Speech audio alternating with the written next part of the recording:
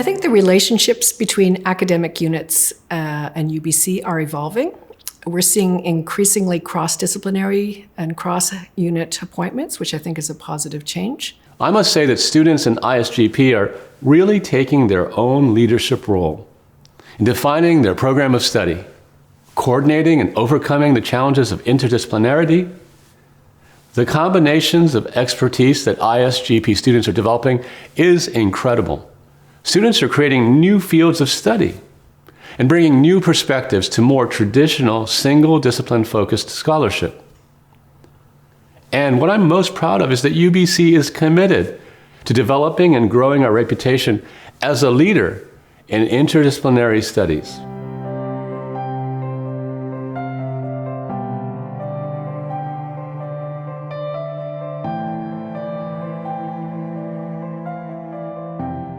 I think it's the most extraordinary kind of academic niche at UBC. And the reason for that is that we forget that the vast majority of successful PhD candidates at a place like UBC do not become professors. And yet we sort of have a pedagogy that presumes that it's still the 1960s and you get your PhD and you go on into the joining the academic world. And so the question becomes, what are we doing for the vast majority who do not, in fact, secure standard traditional academic jobs? How do we share with them skill sets that will allow them to monetize their considerable knowledge, skill sets that don't distract from their core academic mission, but accentuate it or complement it? So, for example, for most of my career, I was a self-employed scholar, a public scholar in a sense. But every single skill set that I had that allowed me to make a living, public speaking, popular writing, photography, consulting, filmmaking, all of those skill sets I began in graduate school because I had a professor who understood that they were actually complements to my core academic mission.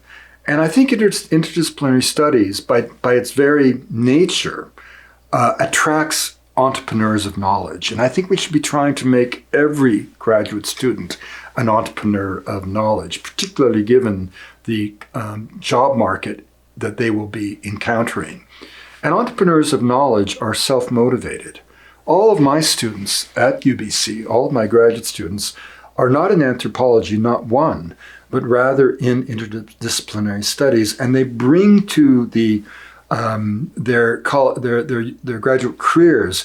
Each has a unique perspective, but each is focused on finding ways to be a public scholar and share the considerable wisdom and knowledge of their academic discipline with the world at large. And surely this is essential not only for their own well-being, but for the reputation and well-being of their academic disciplines.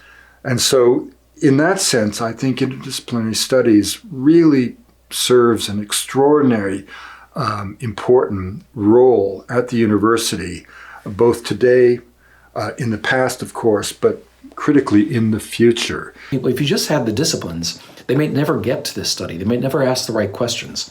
You need people who come together, have a larger picture, have a capacity, as I like to think, to work, think interdisciplinarily, connect with others, and to solve these problems, which we now call, they're complex problems. We call them, sticky problems or wicked problems. Problems with thousands and thousands of variables that we need to understand from a multiplicity of perspectives. And this is the challenge before us.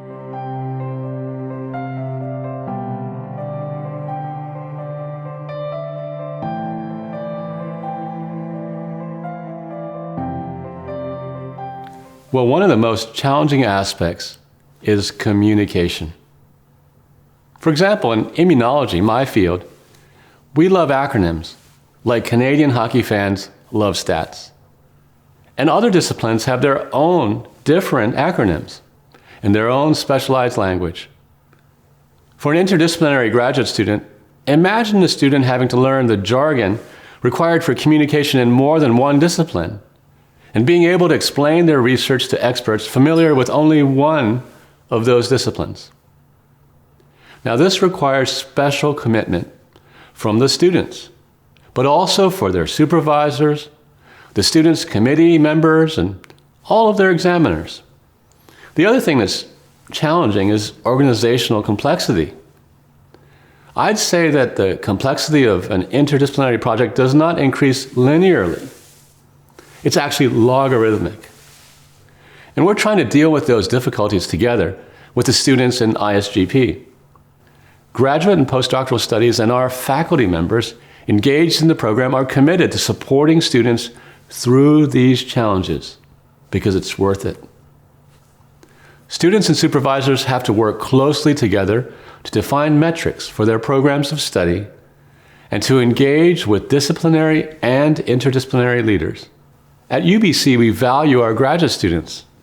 Support comes from my office, from the Faculty of Graduate and Postdoctoral Studies, from the ISGP program leadership, and the program office. And we are all committed to our shared vision of enhancing interdisciplinary studies at UBC and ensuring your success. So first of all, I prefer to think of interdisciplinary research as collaborative research, working together from various perspectives. So when I think about how interdisciplinary research, or in my language, collaborative research, has evolved, I think that we've made a huge amount of progress in my some 36 years at UBC. And that's exciting and is a huge opportunity. There are challenges, and there's barriers, of course, to working in a collaborative manner around research projects. For one thing, it generally takes longer to work with other people.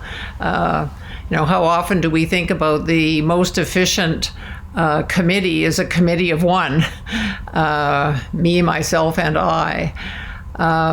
But the richness that comes from a collaborative approach is pretty exciting. And so for some of us, that's just the way we work. And so one of the barriers is that sometimes our reward system it can favor solo work, or at least not necessarily collaborative work. Although I think this is changed and is changing. I think that the difficulties can be ameliorated by the emergence of a different way of being as a researcher. And that way a reward and incentive system can support a more collaborative approach. Now, this might mean us looking at the collective agreement, imagining some different kinds of criteria, and I think all of that is possible and is part of us responding to the kinds of challenges that are facing us as a society, where when you think about it, we do need as many minds as possible attacking the kinds of problems and opportunities that are coming our way. I mean, it's interesting that the UBC strategic plan is definitely one of our themes, or I like to think of them as more strategic priorities, is collaboration. And Simon Bates and Stefania Burke have co-chaired a task force on interdisciplinary transformative learning. And there was a lot of unpacking of the kinds of barriers that exist on the learning side of things, acknowledging that for me to teach a 3-credit course with someone else to be interdisciplinary takes more time. And each of us need that 3 credits of time. So figuring out how we're going to support that kind of activity is actually pretty important.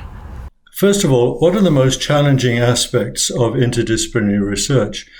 Well, I think actually the assumptions that many people have that it generally exists within so-called disciplinary practice. Of course, that's partially correct.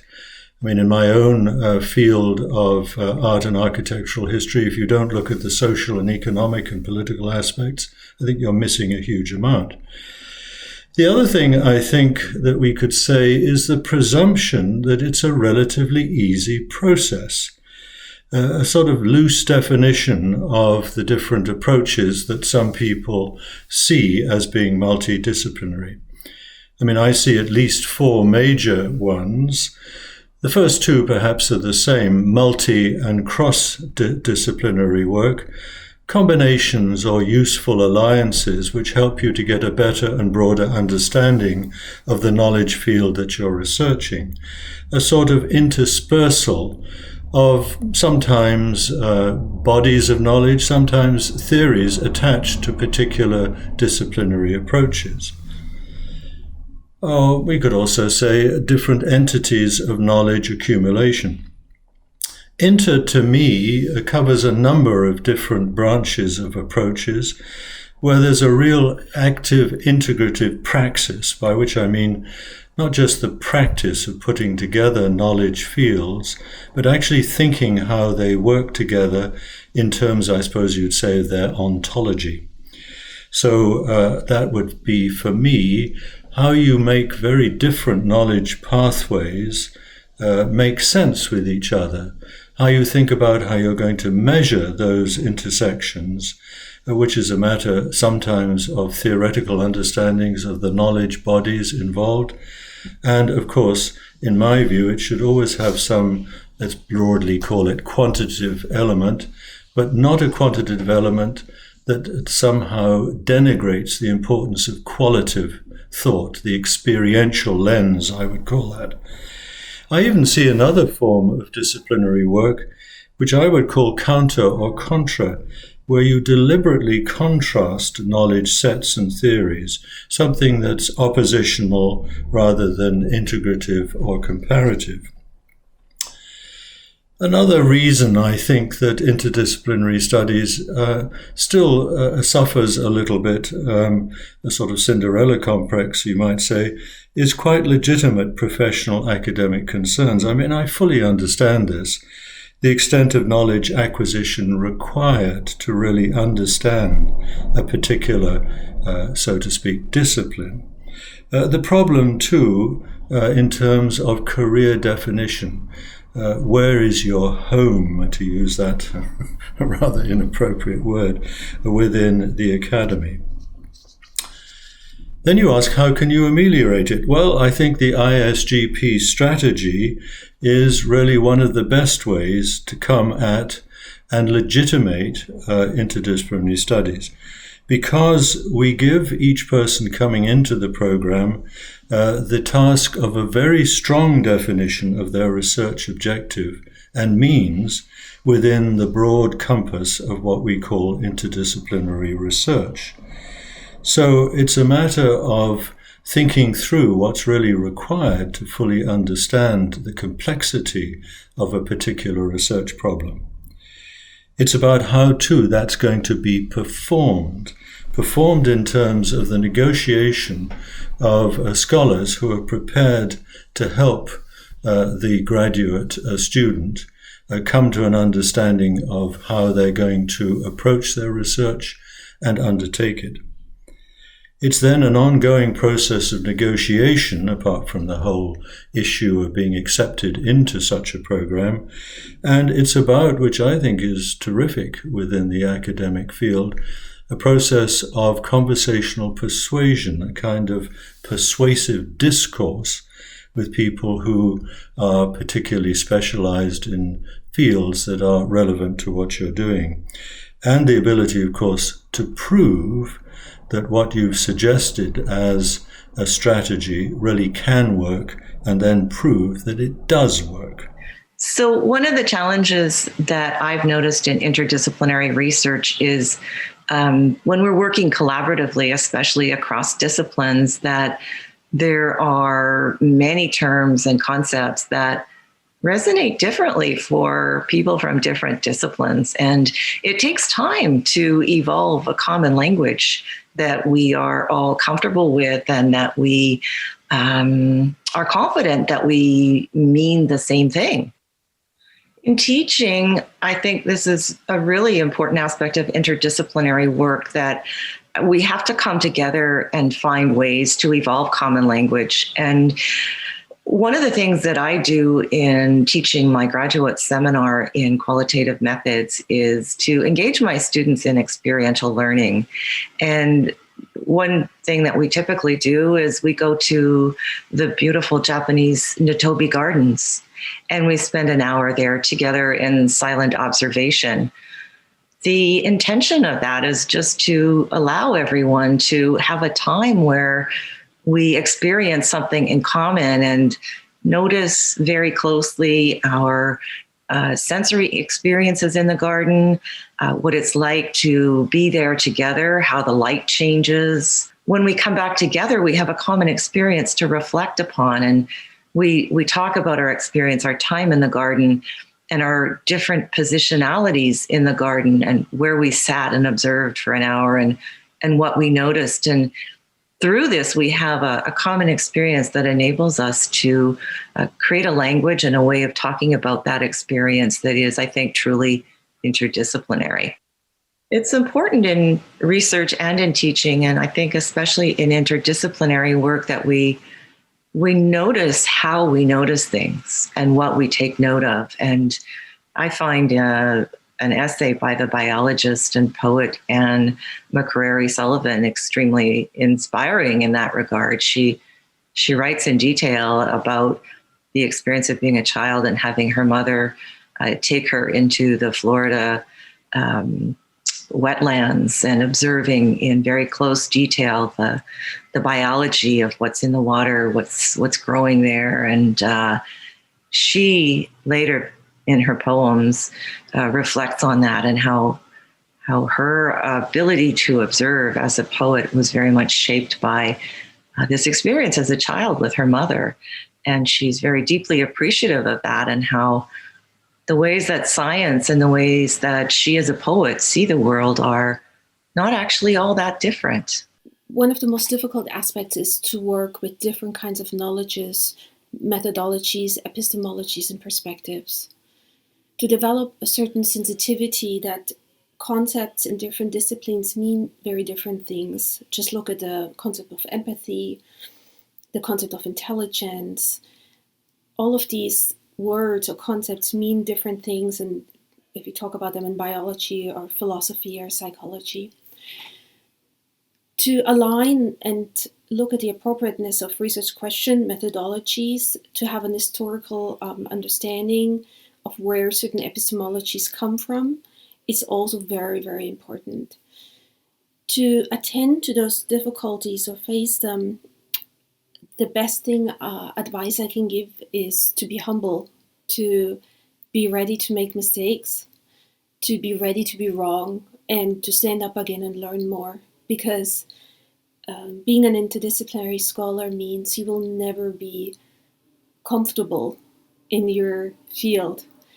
As a normal academic, I think after a couple of decades, you can say, I have a pretty good understanding of the methodologies in my field. As an interdisciplinary scholar, you will never achieve this point, and you always have to learn more. I think there are both intellectual and structural challenges. It's intellectually challenging because in many ways, interdisciplinary research defies the intellectual traditions of one or more disciplines. And each new truly interdisciplinary endeavor doesn't have a body of work behind it to show the way.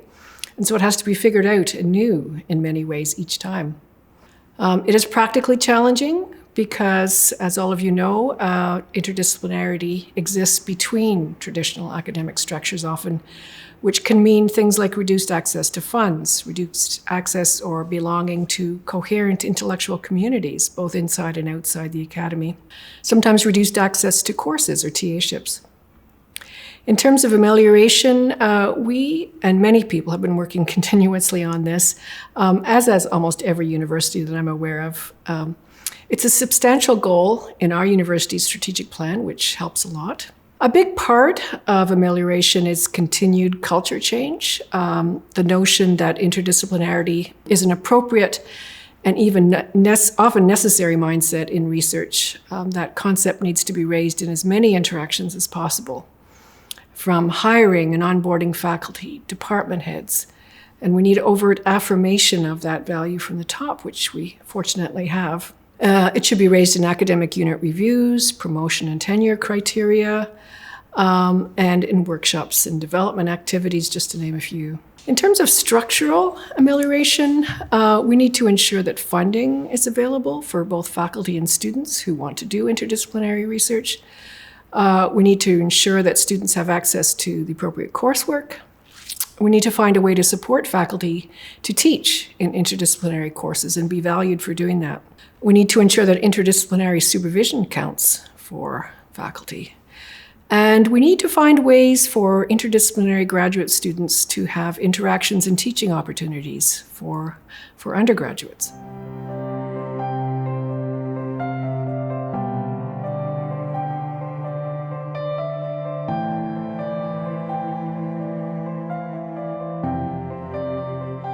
What about my tenure at ISGP? Well, I took over from Laurie Racou, and he had already begun to organize in a more regular way matters of preparing graduate students to make their applications and processes of, if you will, our study. That's the academic side of the committee, the consultation committee that looked at each of the proposals. I was fortunate too to work with Richard Erickson in the early days of Green College, and my tenure was through the 1990s, which gave us a venue, a platform, and I would like also to thank and to recognize the tremendous importance of the work of Deans John Grace and Frida Greneau. What they did, I think, was to situate the program and to give it greater, if you like, administrative and to academic legitimacy. So while I was around working with Leah Postman in particular at the beginning, I clarified the protocols and the processes and tried to develop the academic oversight. We had a very good multidisciplinary review committee that included people from really quite broadly across the academy. We also instituted an annual conference, brought in special speakers or hitched a ride, as it were, with other people who were coming, who were doing interesting work that crossed into interdisciplinarity. And we had associated lecture series, including with St. John's College. One of the things I tried to do was to really expand the cross-campus contacts. So I deliberately went and saw the deans and the heads and other colleagues, because I think in that way they could see that we weren't some sort of oddball operation that didn't have all the proper kind of academic bells and whistles, so to speak.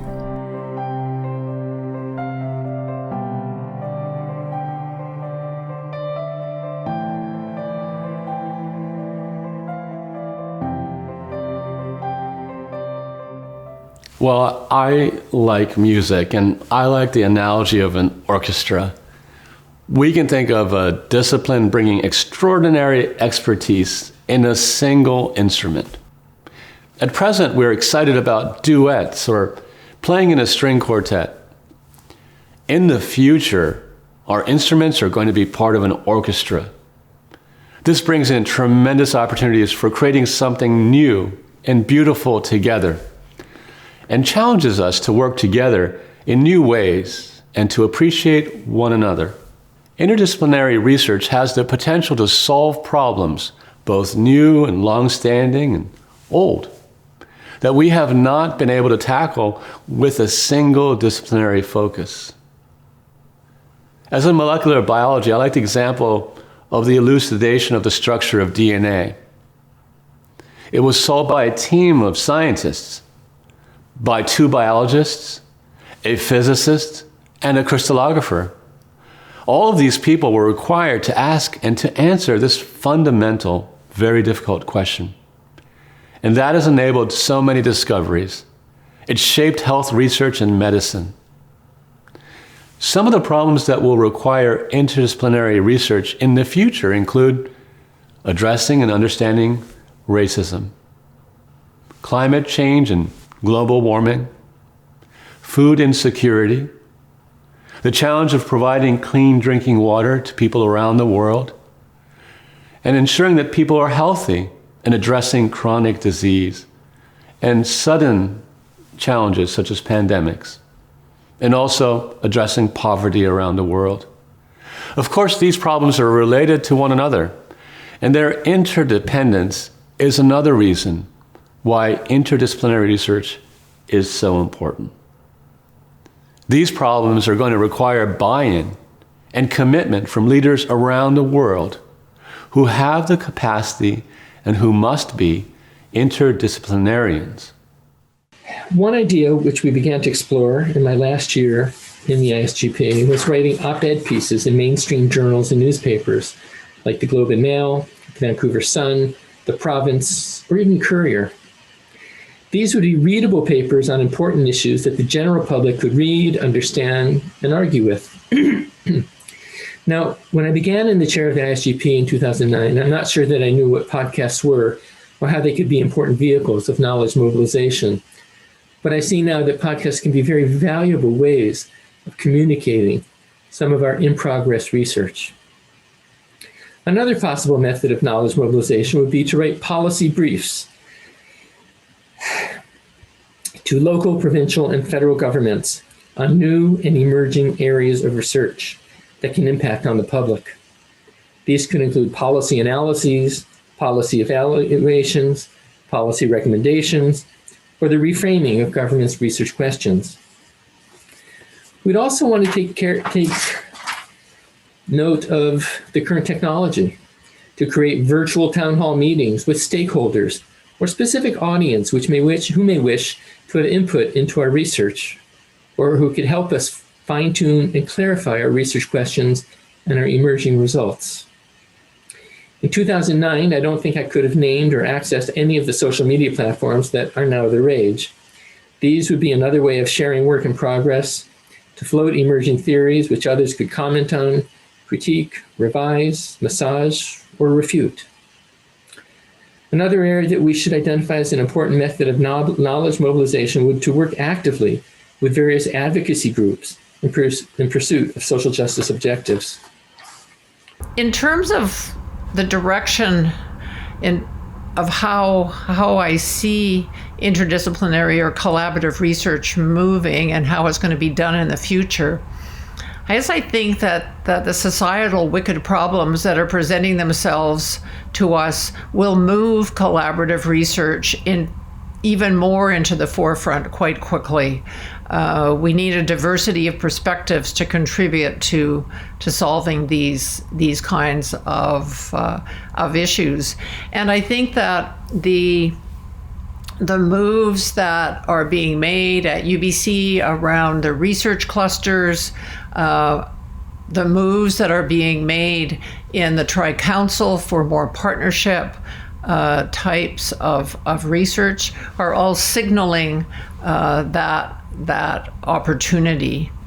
So I think interdisciplinary research is evolving toward a greater ability to embrace complexity and multiple ways of knowing. We talk a lot about differing epistemologies and ontologies or paradigms in research and the ways that we come to know the world. And I think we are moving toward a place where we may not find a consensus in how we see the world, but we have a greater capacity to entertain differing ways of seeing the world simultaneously. And for me, a lot of that, I think optimism comes from working in the area of arts-based inquiry and qualitative and other innovative methods where we're thinking about using not just text and words, but images and sound and a whole repertoire of ways of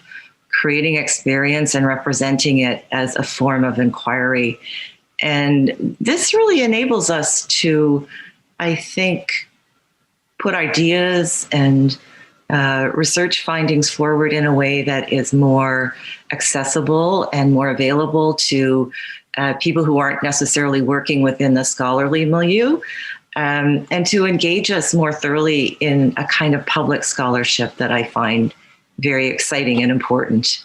This focus on innovative and diverse ways of knowing also, I think, is a reflection of an observation I've had over the time I've been working in interdisciplinary studies at UBC. I see a greater emergence of emphasis on public scholarship and the importance of making contributions in this way, not just publishing in academic journals, making ourselves accountable to and available to the communities where we research and with whom we research. And I think this is also being reflected in a trend toward rethinking what the PhD dissertation looks like, what publications look like, and what our communication of our scholarly work looks like. Regarding your second question, in what direction do you see the interdisciplinary research moving and how will it be done in the future? It's a very interesting question, and I think we cannot start looking into the future have we not before looked into the past, and to understand where we're coming from as academics and with university culture. It seems to me that university culture or academia has developed from having very specific faculties, be it medicine, law, philosophy, or theology, to now, and especially throughout the past decades, exploding into different disciplines or fields. That makes it very complicated because it seems that we know more and more about less and less. Academics, brilliant people, they disappear in certain rabbit holes, and it almost feels like they've never been seen again. They go deeper and deeper and really drill into one specific problem or aspect. And it is important. And please do not misunderstand me in a way that I would say that this is not valuable. I think it is at the core of academia.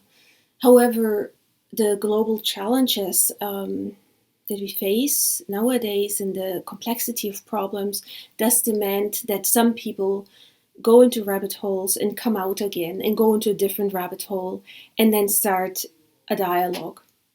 Come out, analyze the findings, see what is the meaning of the finding, or how does this attend to a certain problem, and how do other people see this problem differently who live in a different rabbit hole. So I think what we need is something like in the ancient Greek mythology we called Hermes, the messenger god, the god who's translating from one set of knowledge to the other to make connections and also to interpret the findings. What does it mean for us as human beings? How does it change our worldview? How's our worldview overall, bringing all of these different knowledges together? How does that affect our values, our actions, and the way we want to live as human beings? So in a way, I want to say that the modern universal scholar who no longer can have all the knowledge that is there, but the modern universal scholar is the interdisciplinary scholar who at least knows enough to make these interesting connections and bring things together, like an integrative way of thinking, into the complexities of different vocabularies, ways of thinking, and epistemologies. Well, at the very least, interdisciplinary research and thinking has to be more prevalent. With our increasingly complex and interconnected world, its problems will not be addressed through single disciplinary lenses. I see that we will be more collaborative in our interdisciplinary endeavors. Disciplines themselves are becoming more broadened and interdisciplinary in a way. I think we'll also see increased transdisciplinarity, which is a concept that goes beyond disciplinary altogether, where we see collaborative scholarship, including those from different sectors outside the academy. We will see use of epistemologies, approaches, and values that are now associated with disciplines in completely different areas of study and questions. I think scholarship is constantly evolving. We're now seeing, for example, the value of Indigenous ways of knowing, of design thinking, of systems thinking, or arts-based inquiry. These are being and often must be integrated with more traditional ways of knowing and approaches. UBC has always understood the value of interdisciplinary research.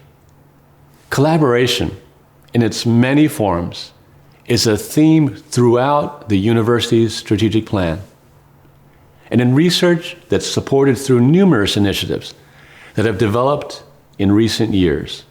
Interdisciplinary collaboration is becoming increasingly common in research in order to tackle complex questions. Indeed, in recognition of this, funding agencies are moving to develop more programs in support of large, team-based initiatives. In response to this trend, the Grant for Catalyzing Research Clusters program was created to position UBC researchers to lead collaborative projects and take advantage of new interdisciplinary funding. The program is now a central theme in UBC's latest strategic plan, Shaping UBC's Next Century. UBC is investing in and supports emerging and established research on both the Vancouver and Okanagan campuses, with the topic areas of these clusters spanning health, environmental science, physical science, social sciences, humanities, and the creative and performing arts. And UBC Health is facilitating collaboration in cross-cutting health research, including Indigenous health, mental health, and diabetes. And the public humanities hubs are exploring new ways for humanities scholars to collaborate and to develop and highlight public-facing research in the humanities on both campuses. Interdisciplinary clusters and hubs provide researchers with the support needed to collaborate internally across all of UBC and also externally with both local and global partners. These are just some examples of what we're doing to encourage, facilitate, and support interdisciplinary research at UBC.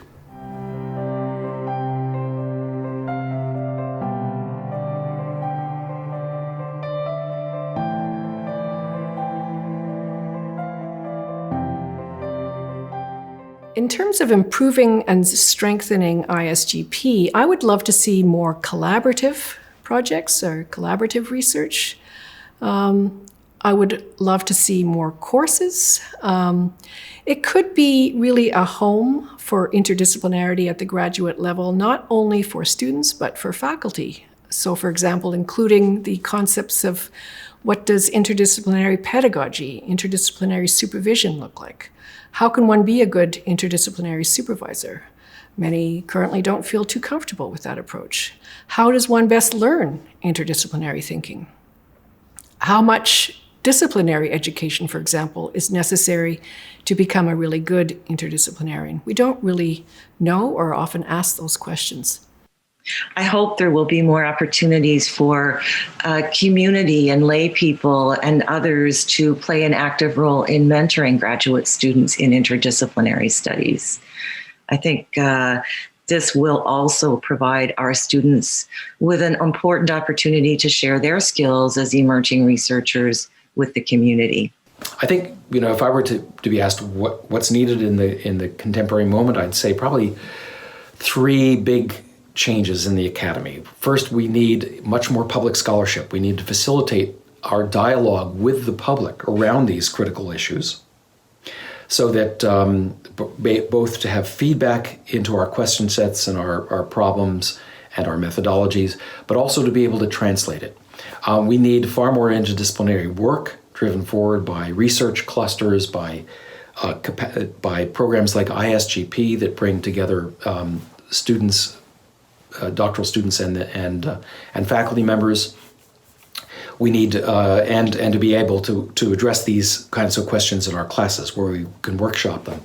And then we need a much more diverse professoriate, because you're not going to get to the right questions unless the researchers who are addressing those are facing the extraordinary diversity of perspectives around the world.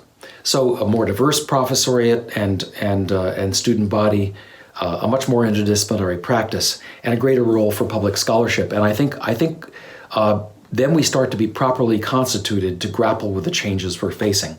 One wish, though, or vision that I have is to develop more courses on interdisciplinary research, interdisciplinary thinking, and that those courses also include discussions about the history of ideas, the history of epistemologies, and the different ways of thinking and how they might speak to one another.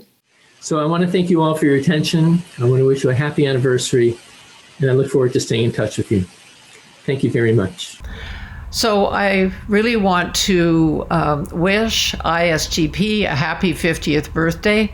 All of my PhD students have been ISGP students, so I would be sunk without the program. I just don't fit anywhere else, and neither do these students. So hurrah, and the wonderful opportunity to have ISGP support even more interdisciplinary and collaborative research into the future. And I want to thank Barbara for her fantastic leadership over the last couple of years, and thank you. Congratulations to everyone who's worked on ISGP for 50 amazing years. I think it's going to be, I can't imagine that 50 years from now, it won't be just as relevant as it has been to the last 50 years, and certainly to the confluence of problems we're facing right now. So there are a lot of questions to answer in the next 50 years, but much wonderful groundwork to build on.